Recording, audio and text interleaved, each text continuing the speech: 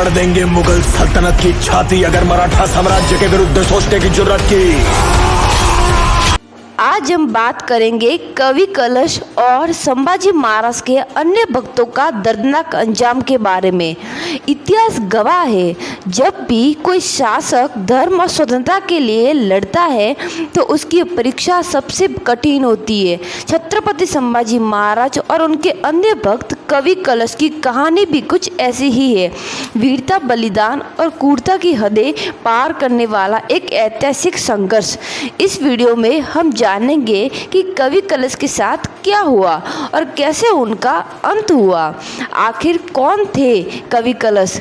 कवि कलश सिर्फ एक कवि नहीं बल्कि छत्रपति संभाजी महाराज के सबसे करीबी सलाहकार में से एक थे।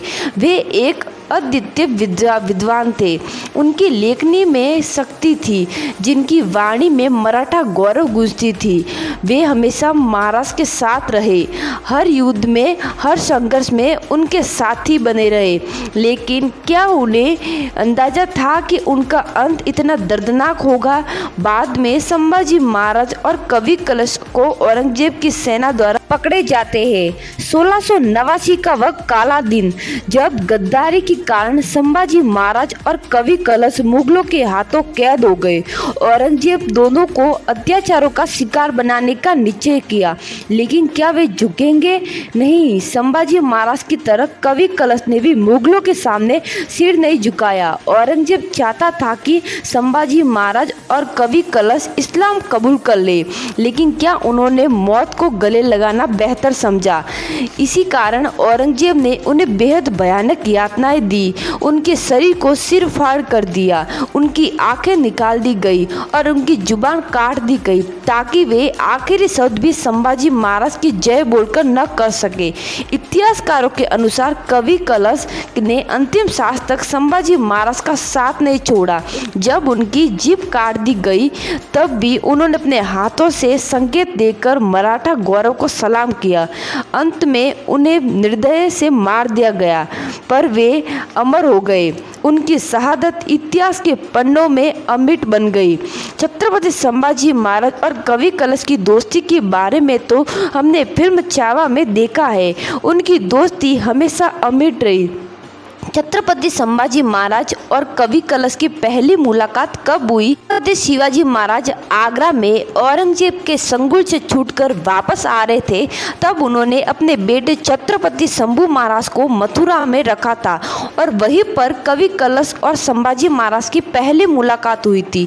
वे काफ़ी लंबे समय तक एक दूसरे के साथ रहे और वहीं पर उनकी दोस्ती काफ़ी गहरी हो गई और वो दोस्ती जीवन तक बनी रही।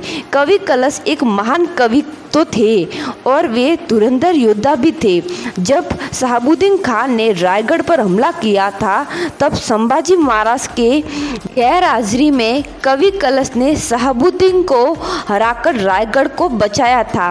यहाँ तक कि माना जाता है कि संभाजी महाराज के दुश्मन गन्नौजी सिरके जब वो स्वराज्य को बनाया किला मुगलों को देने वाले थे, तब कवि कलश ने गन्नौजी सिरके के इरादों पर पानी फेर दिया था और महाराष्ट्र के पन्हार किले को बचाया था।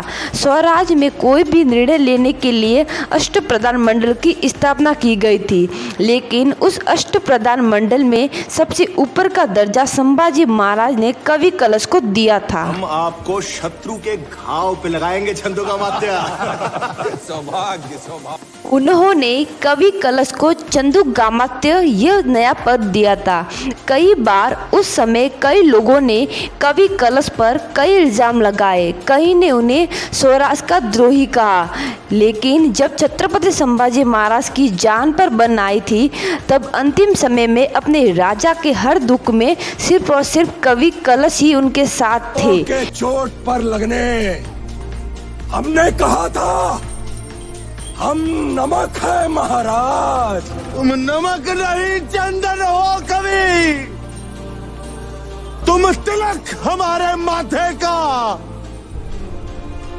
कविताएं आज भी कवि कलश को मराठा इतिहास के सबसे निडर और वफादार व्यक्तियों में गिना जाता है।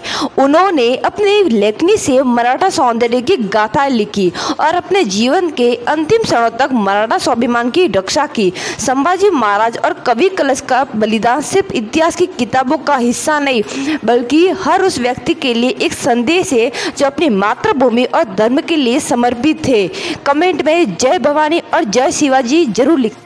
भवानी, नमो पार्वती पतये।